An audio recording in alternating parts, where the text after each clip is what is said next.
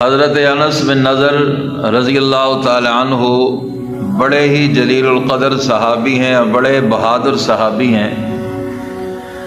یہ غزوہ بدر میں جو اسلام کا سب سے پہلا معرکہ ہے اس میں شریک نہ ہو سکے سے کسی وجہ سے، تو ہر وقت اپنے آپ کو اپنے نفس کو ملامت کرتے رہتے تھے کہ اتنا بڑا عظیم معرکہ اسلام کا پہلا اور میں اس میں شریک نہ ہوا۔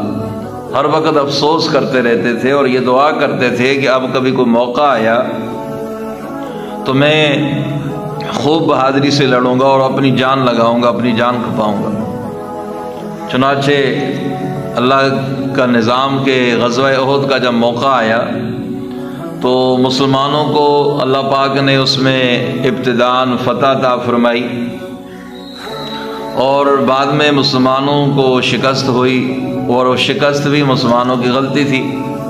وہ غلطی یہ تھی کہ نبی علیہ السلام نے کچھ افراد کو ایک درے پر مقرر کر دیا تھا کہ تم نے یہاں سے نہیں ہلنا، ہمیں فتح ہو یا ہمیں شکست ہو، تم نے یہ جگہ نہیں چھوڑنی۔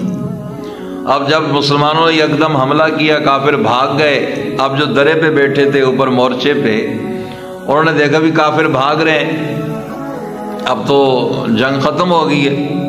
اب وہ لوگ نیچے آنے لگے تو وہاں ان کا جو سربراہ تھا، ان کا جو کمانڈر تھا، جو ان کا ذمہ دار تھا، اس نے کہا دیکھو بھی حضور علیہ السلام نے منع فرمایا ہے۔ انہوں نے کہا جی حضور کی بات کرنے کا مقصد یہ تھا کہ جب جنگ ختم ہوگی، کافر بھاگ گئے چلے گئے، اب ہم نے یہاں رہ کر کیا کرنا ہے۔ چنانچہ اس کا نتیجہ کیا ہوا، جب کافروں نے دیکھا بھی درہ خالی ہو گیا ہے، جگہ خالی ہو گئی، انہوں نے جناب پیچھے سے آ کر حملہ کر دیا۔ اب جو فتح تھی وہ شکست میں بدل گئی۔ اب اس دوران بڑی بھگدڑ مچ گئی، کوئی ادھر بھاگ رہا ہے، کوئی ادھر بھاگ رہا ہے، اور گو کہ اللہ نے پھر دوبارہ مسلمانوں کو فتح عطا فرمائی۔ تو اسی اثناء میں حضرت انس بن نضر رضی اللہ تعالی عنہ وہ دیکھتے ہیں کہ حضرت سعد بن معاذ سامنے سے آ رہے ہیں۔ وہ پوچھتے ہیں بھی سعد کہاں جا رہے ہو؟ انہوں نے کہا خیریت ہے، آپ کہاں جا رہے؟ انہوں نے کہا بھی مجھے تو احد پہاڑ کے اس طرف سے جنت کی خوشبو آ رہی ہے۔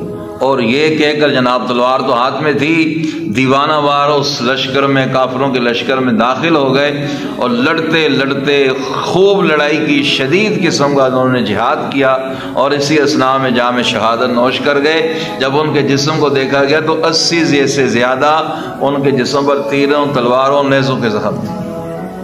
تو دیکھیے جو لوگ اللہ کی محبت میں، نبی علیہ السلام سے الفت میں، دین کے عشق میں اپنی جان کھپا دیتے ہیں، اپنے آپ مخلص ہوتے ہیں ان چیزوں میں، اللہ ان کو دنیا میں ہی جنت کی خوشبو عطا کر دیتے ہیں۔ جس طرح حضرت انس دنیا میں کھڑے ہیں اور کہاں مجھے احد پہاڑ کے اس طرف سے جنت کی خوشبو آ رہی ہے۔ تو جو لوگ اس انداز سے عشق رسول میں، عشق خدا میں اور اللہ کے راستے میں جہاد سے محبت میں زندگی گزارتے ہیں، اللہ انہیں دنیا کے اندر ہی جنت کی خوشبوئیں عطا فرماتے ہیں۔